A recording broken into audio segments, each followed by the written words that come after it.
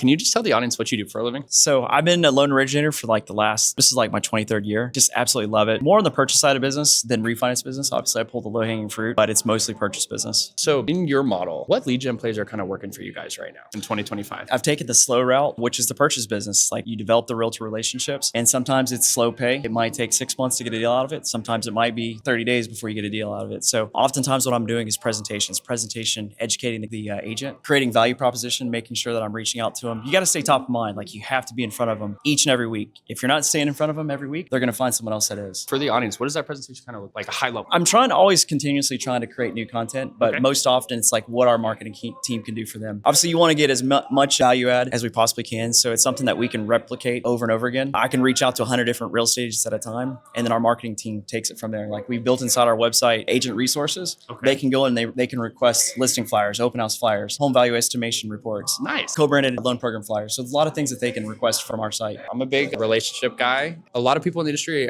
they struggle building those realtor relationships. So that's some sauce right there. I really appreciate it. It's more about like teaching them client experience. Like we want to make sure that they know that this client is for life, but we're taking all the marketing off their plate. And then we're doing a housewarming party after closing. We're doing a cutting board after closing. I mean, it's pretty easy stuff. Like it's not rocket science or anything, but it works. Yeah. Tell as many agents as you can about what you're doing. If I'm a brand new LO and I want to go get that first realtor relationship, give me that little 30-day plan to go and grab one of those. Yeah. So basically what I'm doing is I'm going to make sure that I'm documenting who I'm reaching out to, but make sure that you use your research. Like find a system that you can research an agent, how much business they're doing. Because you don't want to spend a whole lot of time on an agent that really is not doing a whole lot of business. So make sure who your agents are that you're spending time with. Like with MMI or something like that? Yeah, like MMI, Redder. You can do it with list reports, some of those different systems out there. And then make sure that you're actually talking to the agents, but also have like what I do is make sure I have a thumbnail of something that I can actually spotlight what I do, like 12.1 days average closing time, housewarming party after closing, making sure that I'm going to do your agent resources, like do your listing flyers, your open house flyers. I'm going to help support you at your open house flyer. And then also just like CMAs, they're hard for agents. Like if there's one thing that you can do as a new LO is reach out to agents, making sure that you can do their CMAs for them. It's simple. Yeah. And you just contact them over and over again. They're going to want the help. Like if I'm an agent, I don't know how to do CMAs. So it's comparative market analysis. Yeah. Whether they're listing a property, they want to make sure that they're confident that the listing price is actually what it's supposed to be. Got it. So get that valuation report, House Canary, UWM, they offer it, but you can do that over and over again. And then they love the value, add value. And then so once you do that, then you're going to go in and make sure that you're at their open houses. Yeah. So do those things. It really doesn't cost any money. Yeah. It's no secret. Rates absolutely skyrocketed back in 2020. What's kind of changed in your guys' lead gen since then, as in terms of your approach? Yeah. So we wanted to make sure that we were educating the consumer, making sure because they have short-term memory. They forgot about what it looked like in 2019 and the decade before that. So it's making sure that we're educating the consumer that there's a cost of waiting, there's a cost of renting versus buying, and making sure that they understood that real estate is a sure bet. Over the last 83 years, there's only 5 years that actually depreciated. So we're always going to see improvement in the market pretty much. And rates, guess what? 7.6 over the last 50 years. Yeah. We're in a normal market. So it's a matter of making sure that our consumers know it's a normal market. Yeah. Kevin, there's literally hundreds of thousands of LOs across the United States, right? How are you differentiating in that first touch? Whether it be a phone call, email, text, how do you stand out? I think ultimately it's making sure that you care for that realtor on the other side of the phone. Okay. If as long as you care for them, you're chasing the relationship versus that dollar, good things are going to happen. They're going to find that you are genuine about making sure that they grow their business. Kevin, thank you so much for your time today. Enjoy Fuse. Yeah. It's always a pleasure seeing you. Great to be here. Yeah. Yeah. Thank you.